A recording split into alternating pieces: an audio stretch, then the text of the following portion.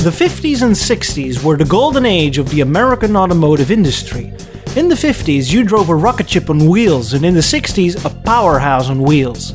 But in the 70s, it suddenly went all downhill, and by the later 70s and early 80s, the American automotive industry suffered from the effects of oil crisis, safety and emission regulations, and shifting public opinions, better known as the Malaise Era. What happened? What caused this? And did the industry finally lost its worldwide dominance? Welcome everyone to episode 20 of the Automotive History series devoted to the Malaise Era. And this is part 2, the darkest hour of the American automotive industry. Welcome to part 2 of this 3-part episode. In the first part, we discussed the cause of the Malaise Era, like the oil crisis, surging gas prices, and as a result, the rise of foreign imports, and the immediate reaction of American car makers, namely, that try at making compact economy cars. But there was a lot more going on than just an oil crisis and growing foreign competition. The cry for more safe and economical vehicles that were less harmful to the environment became louder and louder. People like Ralph Nader already criticized American car makers as early as the 60s, saying that American car manufacturers were aware of the safety equipment and emission controls, but did not put in the effort to develop it and implement it in their cars. I mean, if it was not needed or mandatory, then why do it, right? Ralph Nader was kind of like a lone wolf in this, but as the 60s progressed and the youthful counterculture began, more and more people became aware that something had to be changed. By the late 60s and early 70s, the US government and related automotive organizations and agencies stepped in to set up laws, rules, and regulations concerning vehicle safety, crashworthiness, and emissions, and forced car makers to put effort in it. Because what is it that threatened the average American land yacht in the early 70s? Quite a lot actually, like 5-mile-per-hour bumpers, catalytic converters, unleaded fuel, safety equipment, lower emissions, increased fuel efficiency, and the switch from gross to net power output. We can separate them into two groups, vehicle safety and vehicle performance. Let's first have a look at vehicle safety. The first attempt to create cars that were a bit safer were forced by the National Traffic and Motor Vehicle Safety Act of 1966. This resulted in shoulder belts, front head restraints, energy-absorbing steering columns, ignition key warning systems, padded interiors, and then some. By 1972, 5-mile-per-hour bumpers were introduced. The idea was that cars from now on would feature bumpers that could absorb minor bumps at a maximum of 5 miles per hour, or better known as parking speeds. Before that, car bumpers were really more like a decorative piece than anything else, and certainly did not protect you in the event of a crash. What followed were cars with city block-sized bumpers, making cars even longer and rather clumsy looking. Luxury cars like Lincolns and Cadillacs took them quite well, as the big bumpers somewhat complemented the already formal and stately look of their front ends. Especially smaller sized and more sporty looking cars looked clumsy with these glued on bumpers, but it's the radical looking exotic sports cars that were the real victim here. Cars like the Lamborghini Countach just destroyed their cool looks with these bumpers, but hey, they were mandatory, so what you gonna do? And then there is the other group, vehicle performance. In the 60s, you had the horsepower wars with almighty engines and even more almighty power outputs. 300 or 400 horsepower were pretty healthy numbers, but plummeted in the early 70s. How so? Introducing the Clean Air Act of 1963. Throughout the 60s, this act became stricter and stricter with new amendments every couple years or so. And in the early 70s, especially after the fuel crisis, American cars tried to combine lower emissions with higher fuel efficiency, but never let these two into the same room, because in an effort to make cars less harmful, the power output also dropped, resulting in engines that could not keep up with the car's weight, finally resulting in cars that were even less fuel efficient than the year before. It made matters worse. And then there is the case of leaded gasoline. Up until the 70s, engines ran on a mixture of gasoline and lead as an additive to prevent these high compression engines from knocking.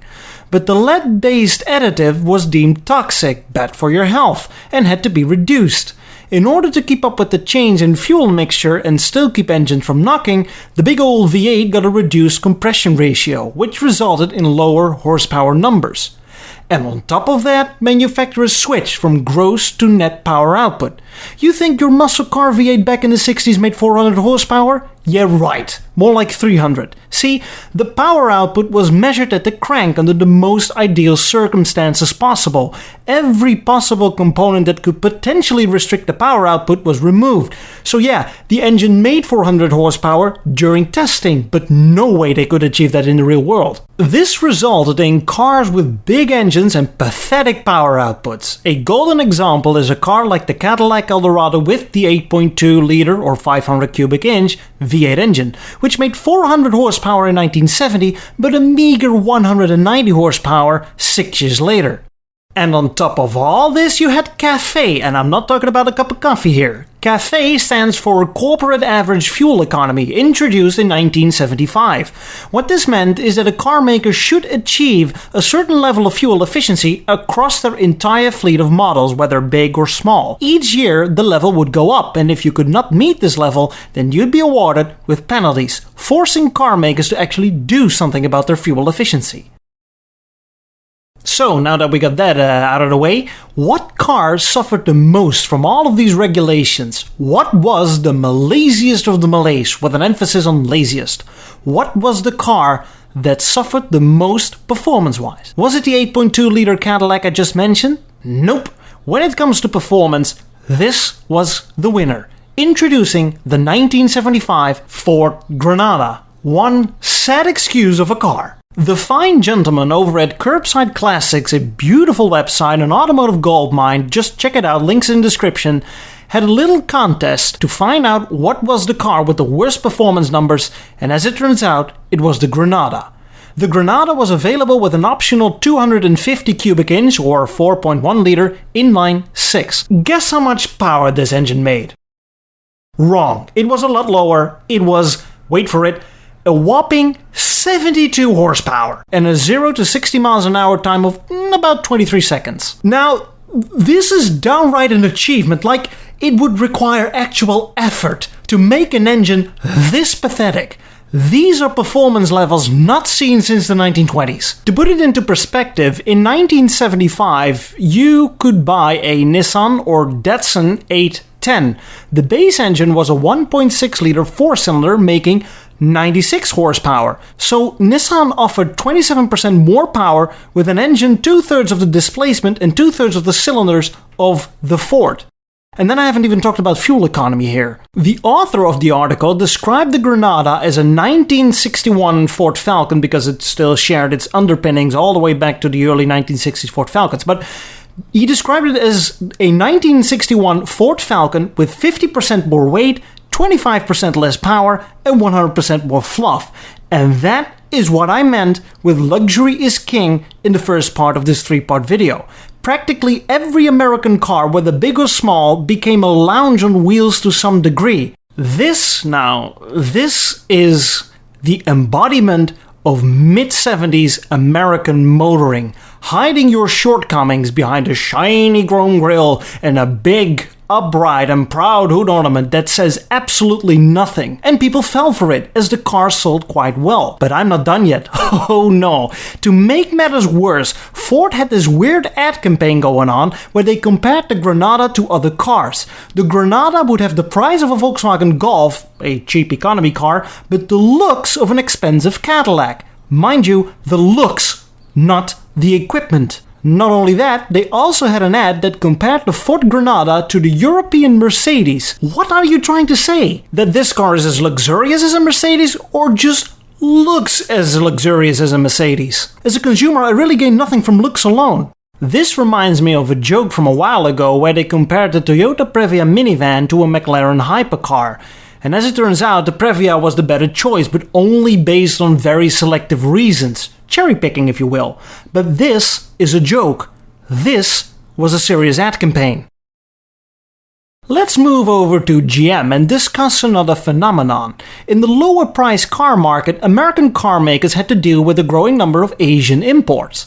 In the luxury car market, a new competitor started to pop up: European imports. See, when it comes to American luxury cars, all throughout the 50s and the 60s, they came in one flavor: big and floaty with no road feel at all, a couch on wheels, and an extension of your living room. But in the 70s, people discovered that, there is an entire world outside the American luxury cars that offer things like driving dynamics and a sporty ride. Especially young and wealthy folks were tired of driving their dad's Lincolns and Cadillacs and traded them in for Mercedes and BMWs. Sure, these cars were a lot smaller, but offered the same level of equipment, a good fit and finishing, and an interesting ride. They were more exciting. And so we arrive at Cadillac, which, as a result, started to get a grandpa image. Only older people used to the cars from the 50s bought Cadillacs, and at the same time, Cadillac was struggling to keep up with the amount of rules and regulations I mentioned before. But what if, and maybe I'm saying something utterly crazy here, but what if you not only rework your engine, but also make your cars smaller to achieve greater fuel efficiency? That's what GM and Cadillac did. In 1977, Cadillac downsized its largest models and also added an entirely new small model, the Seville. The Seville was the smallest but also the most expensive car in Caddy's lineup. It was supposed to be a direct answer to the European imports. An internationally sized Cadillac, if you will. And it was a good effort. The car received favorable reviews and was the first American car to have a fully digital instrument cluster. But as soon as the second generation came around, a rather neoclassical looking fella, problems started to appear. In another attempt to make cars more fuel efficient, Cadillac launched the V468. The V468 is a V8 with a very early version of cylinder deactivation system. Now, all throughout these videos I like to bash American cars, but this is innovation, okay? This is the type of effort you expect from a car maker that is pushed by the government. The idea was that the car would run on 4 cylinders when power was not needed and run on all 8 cylinders when needed. But it was a classic case of the right tech at the wrong time. 70s electronics were very crude and the system proved troublesome. The computer system could not keep up with the sudden changes in need for performance, and so, to keep it simple, the engine did the exact opposite of what you wanted it to do. The Seville competed against cars like the BMW 5 Series, but what about the BMW 3 Series, size-wise a step smaller? Now you see, GM had a solution. The Cadillac Cimarron of 1982. This was truly a BMW fighter, right? Wrong. This was one of GM's laziest moves if there ever was one. You are not looking at a Cadillac model specifically designed to beat BMW, you are looking at a spruced up Chevrolet Cavalier, a lazy rebadge. All throughout time, when you got yourself a Cadillac, you got a Cadillac. Almost nothing was shared with lesser models from other car makers. You had a Caddy engine, body, interior, etc. But this is a Chevy with a Cadillac badge, and people knew. Look, it's one thing to think your customer base is dumb, but it's another thing to act to it. And it fooled almost no one. Oh no. This mostly sold to people over 50 as a second car or a car for the wife, and not as a young people looking for something exciting car, and most certainly not as a BMW 3 Series fighter. Oldsmobile, another division of GM, also struggled in the later 70s. Being somewhat of an experimental division, they had a new innovative idea.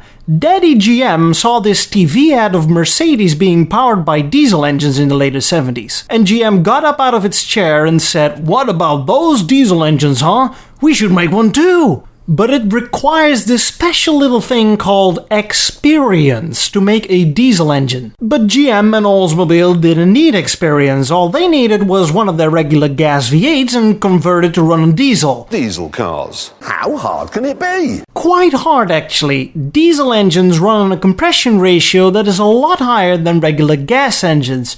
You need to create a sturdy engine block first before you can make it a diesel engine, and not the other way around by converting a weak gas engine into a diesel engine.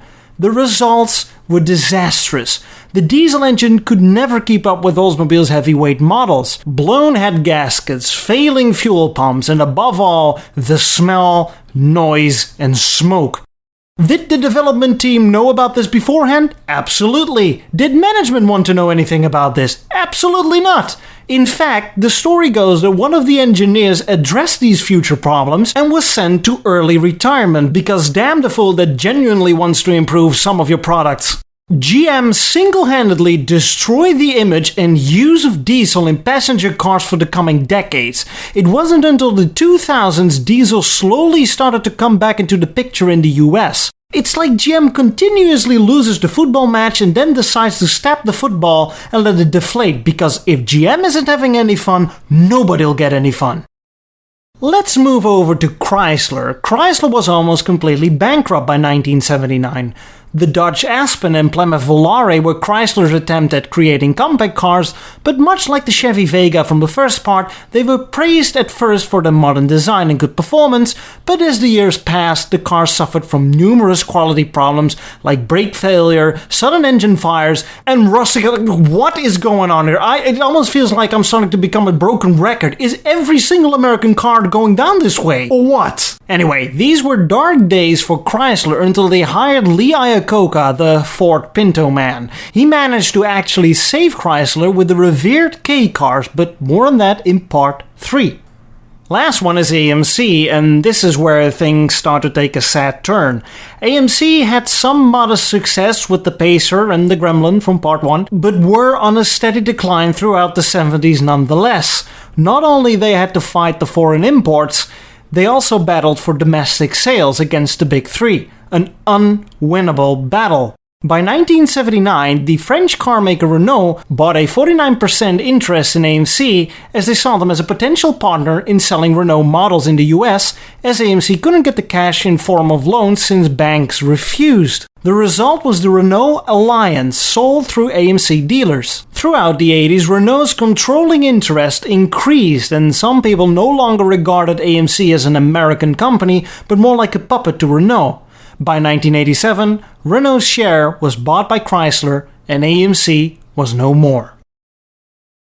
This was part 2 of this 3-part episode. We looked at the struggle of American car makers in the second half of the 70s and very early 80s. But don't worry, not everything is as bleak and sad. Part 3 is about the revival of the American auto industry, where we are going to look at how the car makers slowly climbed out of the dark pit they were in. And in the 80s, plenty of exciting stuff was coming your way.